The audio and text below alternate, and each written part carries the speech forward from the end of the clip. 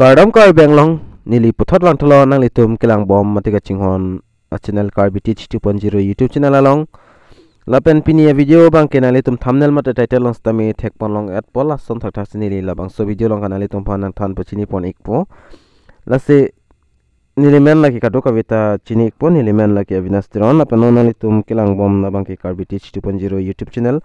labang so channel long jong sinali tum madu abang pu abang pile nang kahumri mido pule nali tum coaching hon pen subscribe igon lapen adung hes tami bela jan thekloin takkanali tum ber ponik denon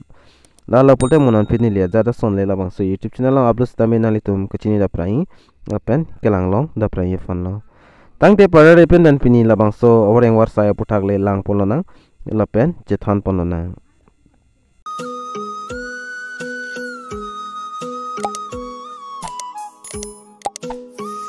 lapen nali tum dak theklong pon ikpon Nalbari Medical College grade 4 lapen grade 3 requirement 2022 lapen organization name bang dak Nalbari Medical College along lapen hospital Nalbari along lapen dak name of post bang grade 4 lapen grade 3 lapen total vacancies do dak 634 ando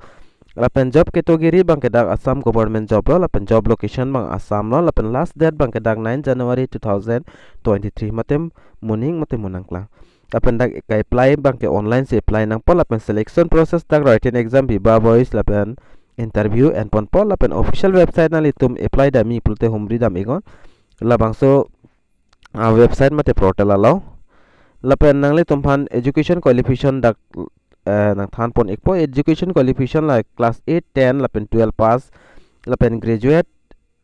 kacharli tang atum nang litum apply dun ikmelo lapen dak salary bang ke 14,000 pen 60,500 pen dak pi pon po lapen grand pay 62,000 lapen 74,000 an per month nang litum long pon ikpo lapen application fee bang there is no application fee to pay dak bang sika yang sita application fee bang pinang ne ningke hang hang abang pu abang pitum nang litum jogdun ingo lapen kai planning process bang dak nang litum han piklang iglo candidates can apply online for Nalbari Medical College requirement through the official website of the Directorate of Medical Education Assam dak nang litum las bang so website mate labang so portal along dam si nang litum hum apply dam ignang po www.dme.assam.gov.in labang so dim dam ignang po lapen dak kai apply ki cheng pon ni adet labang ke labang so chiklo 26 pen sidak starting po lapen mo chiklo mate muning 2023 dak 9 January la ansi last date lo lapen ning hang abang pu abang phitum nali tum jogdon igite jogdon iktame labang so requirement mate labang so wareng warsai lo lapen kado kawe alam dak tok ponik thailo kai planning a process labang ke kado kawe ta chini ik pota hailo lapen pena an abang pu abang phitume dak aprang tak apply dun tang tum do ota hai post tame la kai apply dun tang atum bang chini ik po ko son son si ka fill up poning ma lapen apply ning ma lapen nili dak thiak pen puthon nali tumhan advertisement alo na piklang pon ikpo lapen advertisement alo bang lahela nali tum dak advertise alo bang kilong na bang nila an claro edits tame nali tum jong senaing pulte nili klar dak advertisement alo nali tum hans tame nang sen pon ikpo lapen nali tum video ki jitlo pu bang ten ditha puthon nili nali tum han ing sivet awar saya puthak sinali tum han na piklang pon ikpo non ing si dolang nali tum hoka dami grenon la sinili nampik lang pon tu ikpo lapen puthon nali tum stame dak thek pon long ikpo dak bangke Nogong Medical College lata grade 3 mate grade 4 a requirement la labang sawring over silos tame labang job location ba nali tum dak thek pon long ikpo Nogong Medical College Hospital mate Nogong along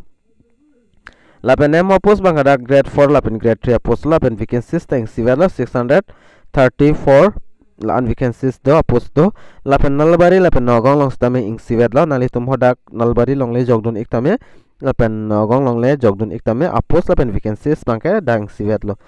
lapen job category bang Assam government job lo job location Assam lo lapen last date lata 9 January 2023 ansi last date ka apply adet lo lapen ka apply ni process man da online lapen selection process bang dang nali tum thek pon long ikpo written exam lapen viva voice interview lapen official website amoni lina thana tenglo lapen dak salary anta kadu kaweteng sivelos lapen kai planning process ta dak tokpon ik thailan ali tum dak thekpon long ikpol lapen application fee bang sita nangne labang so awareng awar sai puthak stame advertisement ali tum naing pulote nili fan na hamre gon nili stame nali tum fan nang pik sen ikpo lalo pini awareng awar sai bang lahini sabso thiak pen stame nali tum fan update nang piglo nali tum ninghang hang bang pho bang pitum nali tum jogdon igon lapen kachar leng deng bang ke ing sivet lo amonili nang thana tenglo 8 9 10 lapen graduate atum apply dun ikmelo lapen both male female stame jogdon ikmelo lapen nali tum ne jogje pustame ki jogdoni tum dota hai mine la sinali tum kan ma bangso video share igon lapen ninghang hang abang phu abang pitum pa jogdon nang tangte pinia video long bang kel ansing ton jogje det pol lapen la sonsona video kelang long weria fanali tum labang so carbitage 2.0 youtube channel bang kaching hon pen subscribe ikon lapena do hesta me belar jan thekloin dakanali tum berponik denon lalo bote monon pinili ajara sonle labang so youtube channel long upload sta menali tum a video kelong da praing lapen kelang long da praing fon lo